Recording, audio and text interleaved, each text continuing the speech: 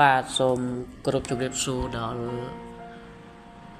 លោកគ្រូអ្នកគ្រូក៏ដូចជាអាណាព្យាបាលជាពិសេសសិស្សសានុសិស្ស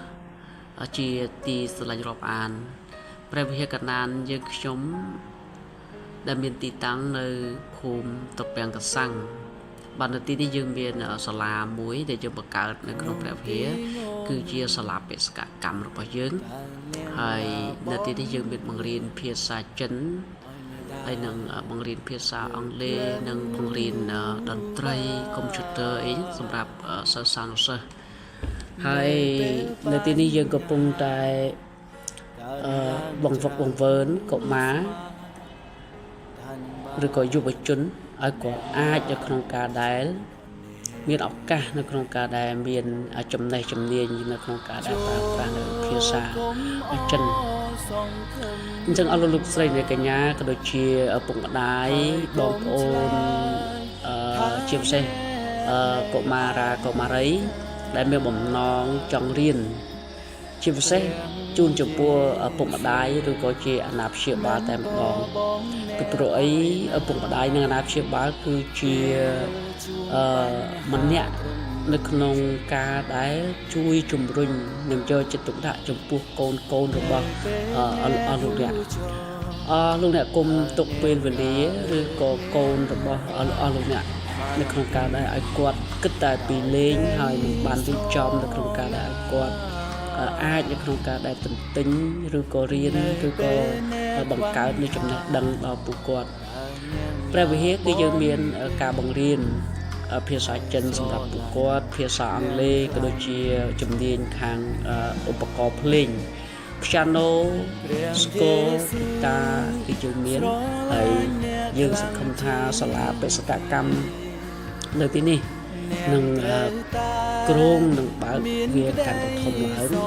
យើងអាចនៅក្នុងការជួយដល់សហគមន៍ពីព្រោះយើងបើកនេះមិនមែនក្នុងគោលបំណងដើម្បីនឹងរកប្រាក់ចំណេញនោះទេប៉ុន្តែក្នុងគោលបំណងដើម្បីលើកស្ទួយទៅដល់ប្រជាជាតិប្រជាជនក៏ដូចជា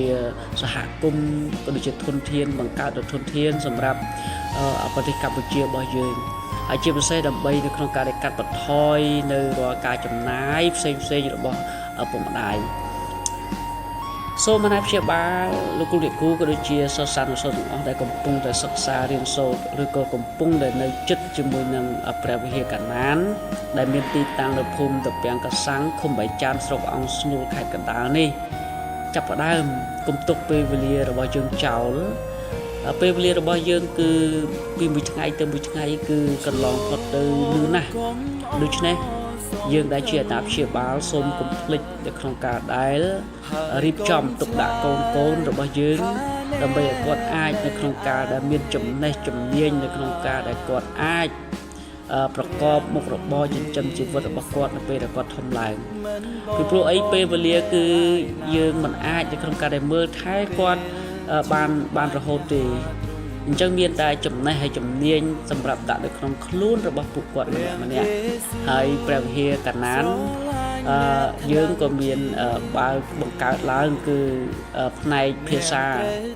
យើងក៏បង្កើតសាលា part time គឺសាលាបេសកកម្មនៅទីនេះយើងចង់ឃើញសាលារបស់យើងគឺឲ្យសិស្សសានុសិស្សគាត់ចេះជំនាញភាសាចិនភាសាអង់គ្លេសឧបករណ៍ភ្លេងទៅដល់យុវជនដែលជាសសរទ្រូងសម្រាប់ប្រទេសជាតិនិងគ្រួសាររបស់ពួកគេយើងមានគោលដៅរបស់យើងគឺយើងនឹងបង្កើតឲ្យសិស្សសានុសិស្សនៅទីនេះគឺគាត់មានអីគេមានសិលធម៌ល្អនៅក្នុងការដែលនិយាយមានចំណេះដឹងល្អហើយគាត់នឹងក្លាយទៅជាធនធានដ៏ល្អសម្រាប់សហគមន៍និងគ្រួសាររបស់ពួកគាត់ដូច្នេះសូមបានឲ្យគាត់ដែលជាកូនរបស់អស់លោកអ្នកបងប្អូនអាចនៅក្នុងការដែលរៀនមួយថ្ងៃ1ម៉ោង2ម៉ោងកុំទុកគាត់ចោលកុំទុកគាត់ឲ្យរត់លេងចោលឲ្យគាត់ទន្ទិញឲ្យគាត់វឹកហាត់សរសេរដើម្បីរីកចម្រើនសូមអរគុណ